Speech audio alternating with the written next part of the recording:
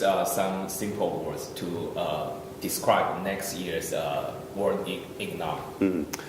I think in many ways next year is going to be a rerun of this year. So we're going to see a similar outlook where there's no real clarity on renewed growth.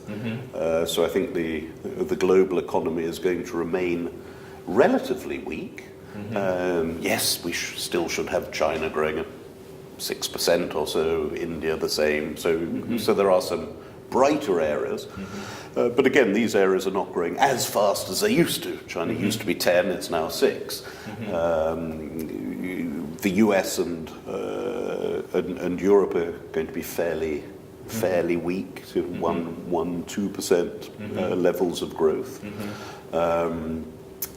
So I think in many ways it's going to be a repeat of this year, a relatively quiet economic environment, not particularly easy for companies.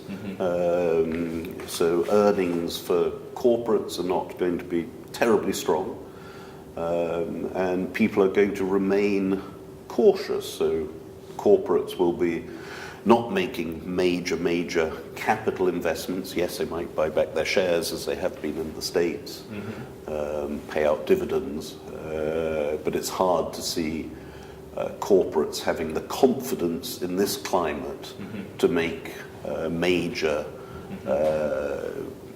investment commitments for all sorts of understandable reasons. Everyone will be waiting to see what Mr. Trump does, and maybe he'll do nothing. But of course, people are very unsure. Will there be big policy changes? Okay. Do you think in next year, which one is the most dangerous risk about next year? Oh gosh, well, there seem to be so many risks that one could. You've got all the political risks, whether it's, again, we come back to President Trump and various political posturing. Could be anywhere in the world, sort of where you see nationalism and increasing tensions.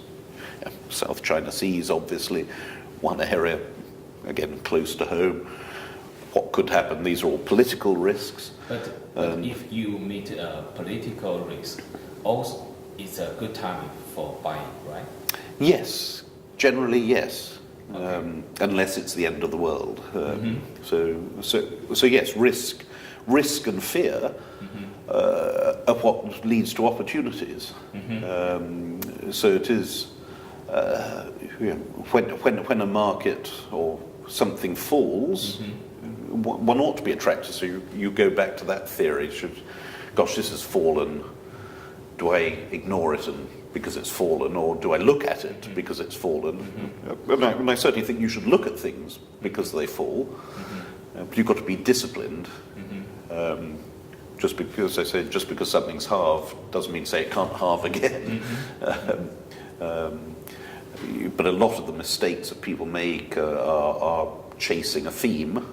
So it's not long ago there was the .com theme that anything called .com shot up in price, and you were a fool for a while not to buy it because it went up again. Then most of those are totally forgotten now. And we have some clear winners, of course, the Facebooks and Googles of this world, but a lot of others have never made it, and where billions have been lost. Okay. Can you see any chance in next year that the recession will come again? I think that's still a possibility. Okay. And it is very hard to deny any possibility at the moment. Yeah, okay. I think this year in investment market, everybody just search for yield. Yes. So how about next year? Is it the same? I think yield is still going to be a big driver. How do you get returns on your money? You don't get them in the bank. You don't get them in most government bond markets. So anything where you can defined yield or the promise of yield people will still be attracted to, which is also a potential danger because they'll be attracted to some of the wrong things, maybe far too illiquid areas they might be attracted to, which is maybe not suitable for the individuals concerned. So I think one has to be worried at one level, but yes, ultimately yield is absolutely one of the key drivers for people's investment. So if I want to search for yield, and which product of your company we can find? We can find the yield. Well, we have quite a few yield products. We've got high yield products in Europe, for example, US.